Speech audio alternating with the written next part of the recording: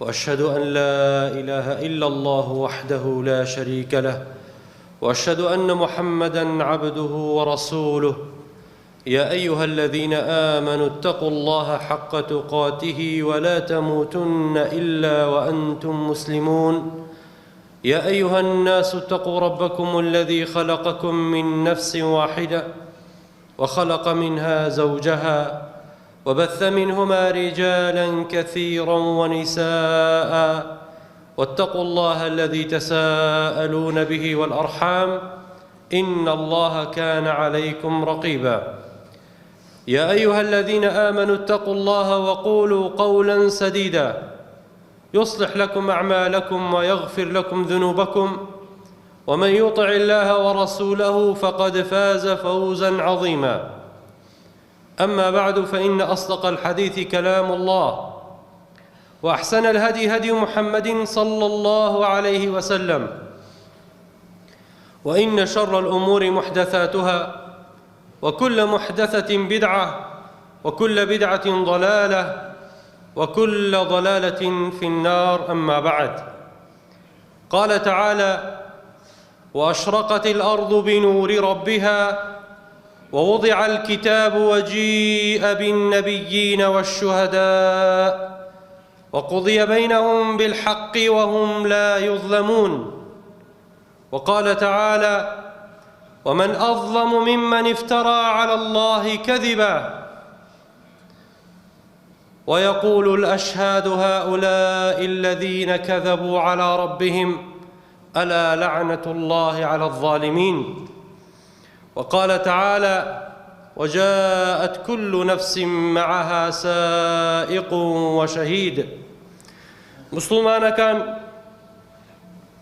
یەکێک لە سەختترین قۆناغەکانی ساحەی مەحشەر ئەوەیە کە کەسی تاوانبار بە گوناه و تاوانەکانیەوە کاتێ ڕوو لە ساحەی مەحشەرەکە کۆمەڵێک شایەت چاوەڕێن تا شایەتی لەسەر ئەم تاوانبارە بدەن لەسەر گوناه و تاوانەکانی و نەبێت تەنها خوای گەورە و میهرەبان ئیکتیفا بەوە بکات تەنها نامی کردەوەکانی وەربگرێ یا تەنها کار و کردەوەکانی بکێشرێ یا بەسەر پردی سیراتەوە تێپەڕێ یا تێناپەڕێ بەڵکو کۆمەڵێک کەس هەن ئەمانە چاوەڕێی دانە بەدانەمان دەکەن هەر هەمومان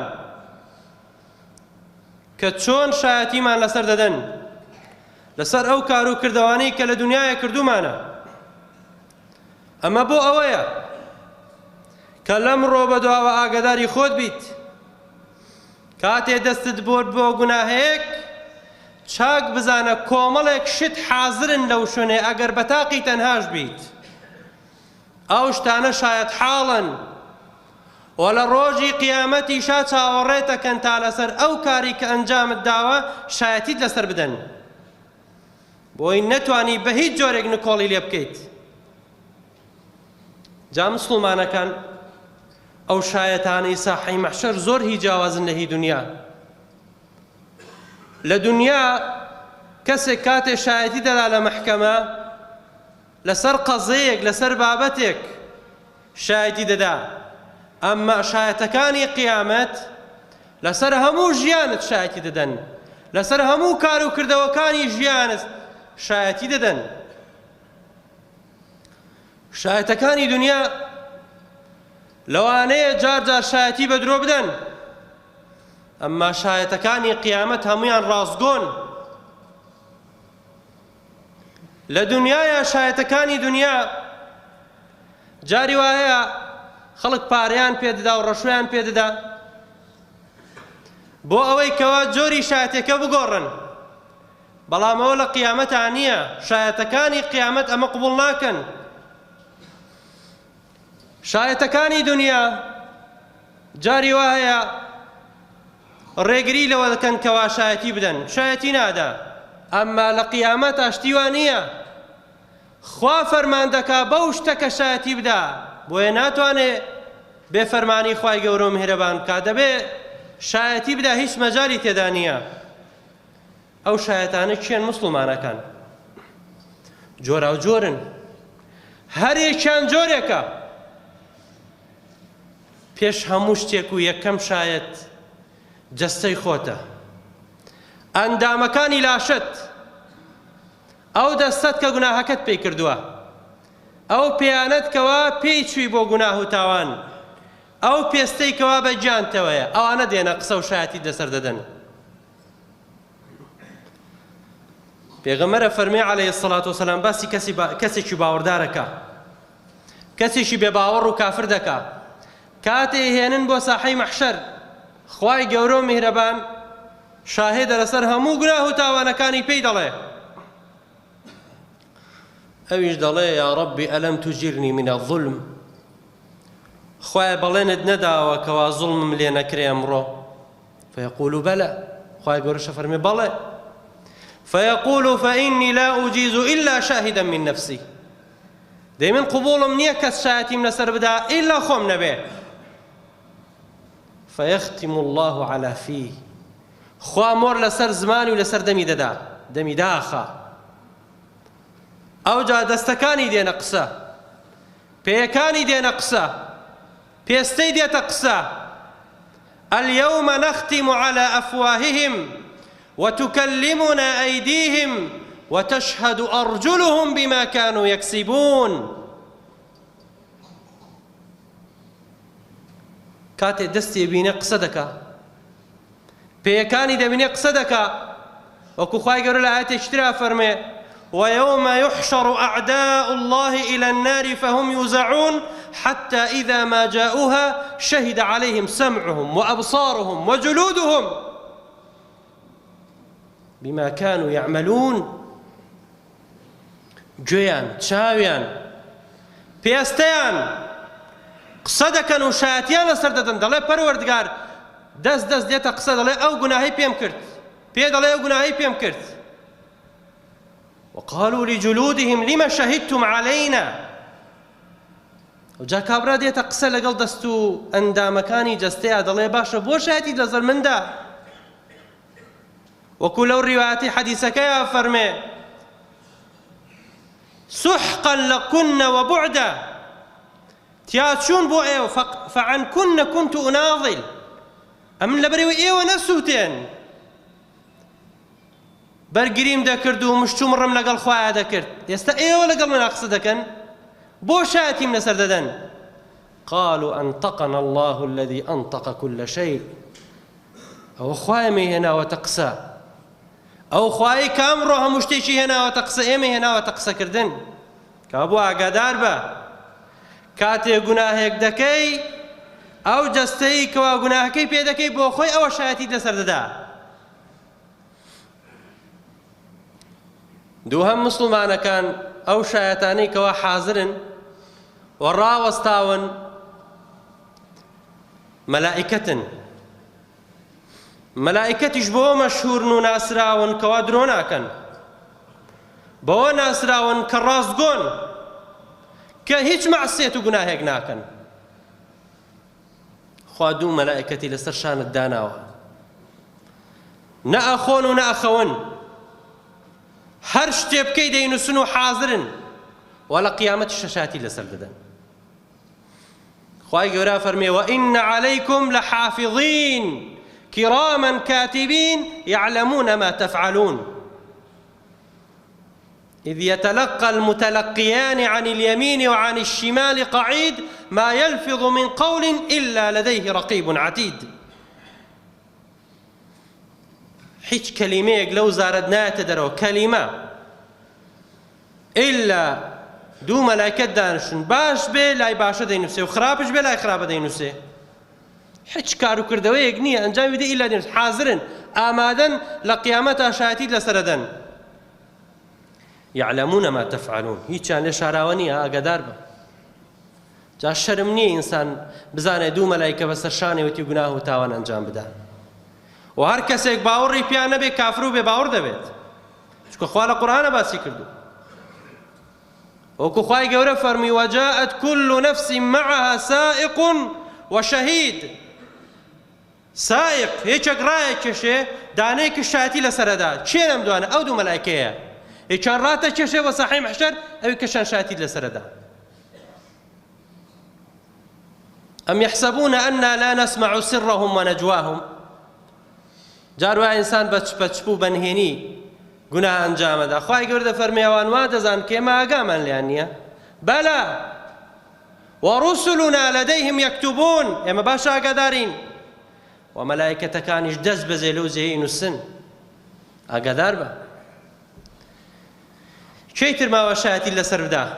پێغەمبەری خوا عەلەیهی السەڵات وەسەلام. بینیتە ئەم شایەدانە چیان؟ هەرێکی نەوعێکە. پێغەمبەری خوا عەلەیهی السەڵات وەسەلام شایەتە بەسەر تاک-تاکمانەوە. شتێک نەماوە لەم دینەیە پێغەمبەر عەلەیهی السەڵات وەسەلام فێرمان نەکا. خێرێک نەماوە پێغەمبەر عەلەیهی السەڵات وەسەلام پێمانی نیشان نەدا. شەڕێک نەماوە پێغەمبەری خوا عەلەیهی السەڵات وەسەلام ئاگاداری نەکرد بێتینەوە لێی. هەموو شتێک ڕوون بووەتەوە. کاتێک کە تۆ نازانی خراپە و تاوان ئەنجام دەدەی و ڕیبا دەخۆی، چاک بزانە ئەوە هەڵەوپەڵەی خۆتە، خۆت بەدواچوون نەکردووە. ئەگەر نا پێغەمبەر عەلەیهی السەڵات وەسەلام هەمووی ڕوون کردووەتەوە. خوای گەورە دەفەرمێ فكيف إذا جئنا من كل أمة بشهيد وجئنا بك على هؤلاء شهيدا. لچەندین ئاەتە ئەمە دووبارە ئاکاتەوە خوای گەورە. دەبێ حاڵی خەڵک چۆن بێ لە ڕۆژی قیامەتە هەر ئومەتێک پێغەمبەرەکەی خۆی دەبێ بە شاهید بەسەرەوە، و تۆ ئەی محەممەد عەلەیهی السەڵات وەسەلام دەبی بە شاهید بەسەر ئومەتەکەی خۆتەوە. هەموو ئومەتێک، ئومەتی ئیبراهیم سەلامی خوای لەسەر بێ، موسا، عیسا، ئومەتەکانیان کێ شایەتە بەسەریانەوە؟ پێغەمبەرەکەیان.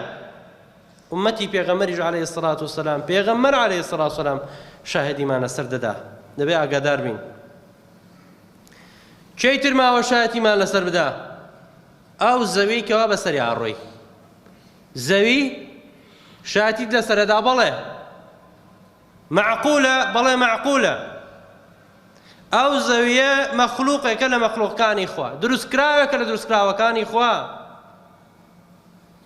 هەستی هەیە و شعوری هەیە، ئێمە نازانین. تەسبیحاتی خوا دەکا و حەمد و سەنای خوا دەکا، و لە ڕۆژی قیامەتە خوای گەورە و میهرەبان دەهێنێتە قسە. ئەو شوێنەی کەوا گوناهت لێ کردووە، ئەو جێگەیە شایەتیت لەسەرەدا. إذا زلزلت الأرض زلزالها وأخرجت الأرض أثقالها وقال الإنسان ما لها يومئذ تحدث أخبارها. لروج قيامتا زوي هلا رزي مروفكان دلن باشا حالي زوي بوايا پێشەوەی کەوا زندوو بکرێنەوە مستەقر بوو زەوی، کشو ئارام بوو، کەچی ئێستاکە ئۆقەی لەبەر بڕاوە. يومئذ تحدث أخبارها. ئالەو ڕۆژەیان جا دێتە قسە زەوی بأن ربك أوحى لها، چونکە خوا وەحی بۆ هێناوە، سروشی بۆ هێناوە. لە حەدیثێکا کەوا سەنەدەکەی ضەعیفە، پێغەمبەر فەرمێ عەلەیهی السەڵات وەسەلام ئەتەدڕونە ما ئەخبارها، ئێوە زانن خەبەری زەوی چییە، چیتان بۆ دەگێڕێتەوە؟ چیان خۆ پێغەمبەری خوا ئەزانێ عەلەیهی السەڵات وەسەلام. فەرمی ئینسان چی کردووە لەسەر زەوی؟ شایەتی لەسەر دەدا. ئەو پارچە زەویە شایەتی لەسەر دەدا. جا ئەگەر باشت کردبێ شایەتی باشت بۆ دەدا، ئەگەر خراپەشت کردبێ ئەوەش شایەتی خراپەت لەسەر دەدا. واتە دەڵێت تاوانی لەسەرم ئەنجام داوە. بۆیە تا چەند دەتوانی لەسەر ئەم زەویە لە زۆرترین پارچە سەرزەوی کار و کردەوەی چاک بکە، چونکە زۆرترین بەشی سەرزەوی شایەتیت بۆ دەدا لە ڕۆژی قیامەتە. تا بە پێچەوانەی تاوانبار و گوناهبارەکان لە ماڵەوە گوناه دەکەن، لەسەر شەقام گوناه دەکەن، لەسەر ئیش و کار گوناه دەکەن، لەسەر هەر پارچە زەویە بێ دەبێتە بەڵاو مصیبەت و تاوان بۆی لە ڕۆژی قیامەتە. ئاگادار بن مسلمانەکان، شایەتی زۆر هەن، خۆیان ئامادە کردووە لە ڕۆژی قیامەت شایەتیمان لەسەر بدەن. هەوڵ بدەن ئاگاتان لە خۆتان بێ، کار و کردەوەی باش زۆر بکەن. إذا خلوت الدهر يوما فلا تقل قد خلوت ولكن قل علي الرقيب ولا تحسبن الله يغفل ساعة ولا أن ما يخفى عليك يغيب. أقول ما سمعتم وأستغفر الله لي ولكم. شيتر ما وشاهدي بدا گەورەترین شاهدی ماوە كأم شاهدة لهرهم يقورترا كويج رب العالمين قل أي شيء أكبر شهادة قل الله شهيد بيني وبينكم لهرهم يقورترا شادي خواوكو هيت شادي أغنية چونك لهموي رازقوترا ومن أصدق من الله قيلا ومن أصدق من الله حديثا أولا روي رازقويوا انجا لروي وردكاريوا وردو درشتي همو جيانو كارو كردو كان دزاني رب العالمين بو خوي درستي كردوي جيانو مردني تور بدستي اويا بيشوي درستك زاني ويتي تو چیت و کوڕی چیت چەندێک ئەژیت و ڕزقت چۆنە بێ و ژیان و هەموو وردەکاریەکانی ژیانتی زانیوە ئەو شایەتیت لەسەر دەدا ئەو ڕاتەگرێ و پێتەڵێ عەبدی عەمیلتە یەومە کەذا وەکەذا وەیەومە کەذا وەکەذا بەندەی خۆم تۆ لەبیرت کردووە ئەحساه الله وەنەسووه تۆ لەبیرت کردووە بەڵام خوای گەورە و میهرەبان هەمووی ئامادە کردووە عملت يوم كذا وكذا ويوم كذا وكذا أو روج أوت كردو أوت كردو أوت كردو أوت كرد فلان روج أوت كرد هامو جيانت أوها جاء إنساني ماندار بالرحمة بزي إخوائي قولوا مهربان اعترافك أو اعتراف زور مهمة كاتي اعترافك أو بنديا إخوائي قولوا بيدا فرمي فإني قد سترتها لك في الدنيا وأغفرها لك اليوم ئەمن لە دنیا بۆم ستر کردووی کەس نەیدەزانی ئێستەش لێش خۆزە معافوت دەکەم فەسحی ناکە و ئابڕووی نابا خوای گەورە و میهرەبان ئەمما کەسی کافر و بێباوەڕ کە مناقەشە و دەمەدەمێ لەگەڵ خوایە دەکا کە داوای شاید لە نەفسی خۆی دەکا خوای گەورە و میهرەبان ئابڕووی دەبا گوناه و تاوانەکانی عەرزەکا بۆ ساحەی مەحشەر ئەوجا بە دەم و چاوەفڕی دەدا ئەگری دۆزەخەوە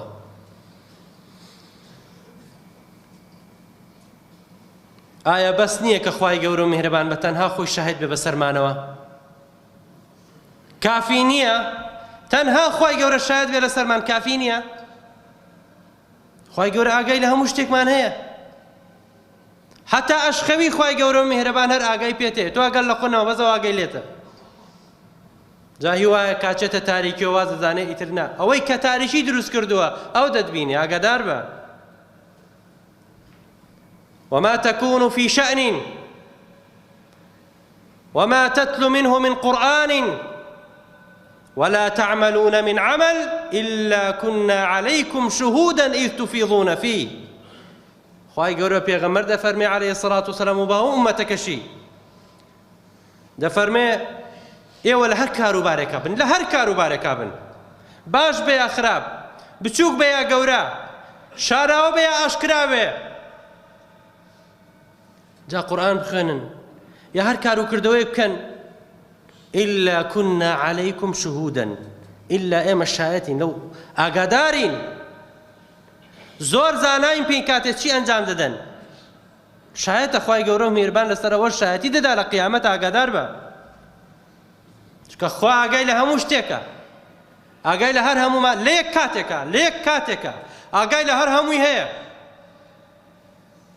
دەنگی هەمووی دەبیستێ هەمووشی دەبینێ ناخی هەمووشی دەخوێنێتەوە ئاگای لە دڵی هەر هەمووشمان هەیە هیچیشی لێ ئاڵۆز نابێ دەنگەکانیشی لێ تێک ناچێ بەڵکو نەکەر ئێمە ئاگای بەوەش هەیە کەوا لە ژێر زەویایە و ئەوەش کە لە ناو دەریایە هەیە و هەموو ئەو دار و درەختانە بەڵکو گڵادارێک لێ نابێتەوە ئیلا خوای گەورە و میهرەبان ئاگای لێیەتی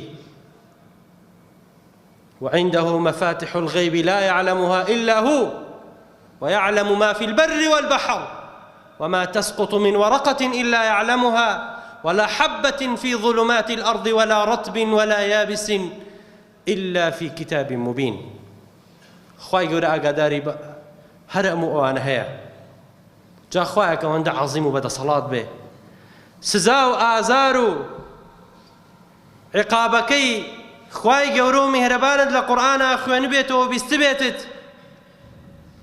لە دوای هەموو ئەوانە ئایا ئیجازە بە خۆتە دەی گوناه و تاوان بکەی خۆتی لێ غافڵ و بێ ئاگا بکەی، خۆتی لێ جێلکەی و دەست بۆ گوناه و تاوانبەری، دەبێت کەسێکە بێ لەو جۆرە ئەمەندە خەسارەومەند و دۆڕاو بێ کە بزانێ چەندین شاهید هەیە لەو کاتەیە شاهیدی لەسەر دەدا، دەبێت دەست بۆ گوناه و تاوانبەرێ. جا لەوانە بگەڕێنکەوە بە ئاشکرا گوناه ئەنجامەدەن کە شەرمیان بەخوا نەماوە بە فریشتەکان و بە خەڵک هەر بە ئاشکرا گوناه ئەنجامەدەن، ئەوانە هەر لێیان گەڕێ. خوای گەورە و میهرەبان چۆن ئابڕیان دەبا لە ڕۆژی قیامەتە. كل أمتي معافى إلا المجاهرون. أمتي پێغەمبەر عليه الصلاة والسلام خوارێ خۆش دەبێ ئیلا ئەوانە نەبێ کە بە ئاشکرایکەن تاوان و مەعسیەت ئەنجام دەدەن، گوناه دەکا و لای ڕەفیق و برادەرەکانی باسی دەکا و شانازی بە گوناهەوە دەکا، واش دەزانێ هیچی نەکردووە. خوای گەورە پەنامان بدە. کابوو مسلمانەکان با ئاگامان لە خۆمان بێ، با بەزەیەکمان بە حاڵی خۆمان نابێتەوە، بەزەیەکمان بە ئەندامەکانی جەستەمان نابێتەوە، هەڵدەین بیان پارێزین لە گوناه و تاوان تا پارێزراو بن لە ئاگری دۆزەخ. ئەو کەسەی جەستەی خۆی بپارێزێ لە گوناه و تاوان، خوای گەورە و میهرەبان جەستەکەی بۆتە پارێزە لە ئاگری دۆزەخ. بەڵام هەر کەسێ باکی بە جەستەی خۆیان نەبێ کە بەڕاست و چەپا گوناه ئەنجام بدا، ئەوە با لێی معلوم بێ و لێی ئاگادار بێ کە پاکبوونەوەی ئەو گوناه و تاوانە بەو جەستەیەوە بەوە دەبێت کە بە ئاگری دۆزەخ بسووتێ. خوای گەورە و میهرەبان پەنامان بدا لە ئاگری دۆزەخ. یا ربی خوا داوا لێکم بە گوناه، یا ربی خوا داوا لێکم بە ناوە جوانەکان و بە سیفەتە بەرز و پیرۆزەکان لە گوناهەکانمان خۆش بی، خوای عەفومان بکەی. یا ربی خوا داوا لێکم بە ناوە جوانەکان و بە سیفەتە بەرز و پیرۆزەکانت عاقبەت خێرمان کەی. یا ربی خوا هەمیشە گەورەی خۆت لە دڵمانە دابمەزرێنی، گەورەتری بکەی یا رب العالمین. خوا داوا لێکم بە ناوە جوانەکان و بە سیفەتە بەرز و پیرۆزەکانت، یا ربی خوا لە دنیای سترمان بکەی، لە ڕۆژی قیامەتیش عەفومان بکەی. خوا داوا لێکم بە ناوە جوانەکان و بە سیفەتە بەرز و پیرۆزەکانت بۆ خۆڕۆشت و ئەخلاقی بەرز هاوکار و یاریدەرمان بێ یا رب العالمین.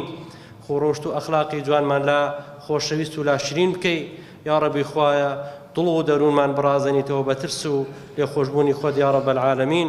خوا داوا لێکم بە ناوە جوانەکان و بە سیفەتە بەرز و پیرۆزەکانت یا ربی خوایە ئیستیقاممان پێ بدەی لەسەر دینەکەی خۆت و بەردەواممان کەی تا ئەو ڕۆژی کەوا بە لیقای خۆت دەگەین. خوای داوا لێکم بە ناوە جوانەکان و بە سیفەتە بەرز و پیرۆزەکانت لە مردوەکانمان خۆش بی، عەفویان بکەی، خوا شفای نەخۆشەکانمان بنێری یا ربی خوایە. کۆمەڵێک مسلمان داوای دوعای خێریان کردو، شفای عازلیان بۆ بنێری یا رب العالمین. خۆت شافی یا ربی خوایە، ئەوانەی کێشە و مەشاکلیان هەیە خۆیان بۆیان چارەسەرکە یا رب العالمین. خۆیان ڕەحمەت و بەزەی خۆت بڕژێنی بەسەر ئەم وڵات و ئەم میلەتە و باقی وڵاتی مسلمانانە، بارانی بەڕەحمەت بڕژێنی بەسەر ئەم وڵات و ئەم میلەتە یا رب العالمین. خوا داوا لێکم بە ناوە جوانەکان و بە سیفەتە بەرز و پیرۆزەکانت یا ربی خوایە عاقبەت خێرمان کەی و بەهەشتی بەرینمان شاد کەی و لە ئاگری دۆزەخمان پارێزی. آمین آمین والحمد لله رب العالمين. سبحان ربك رب العزة عما يصفون وسلام على المرسلين والحمد لله رب العالمين.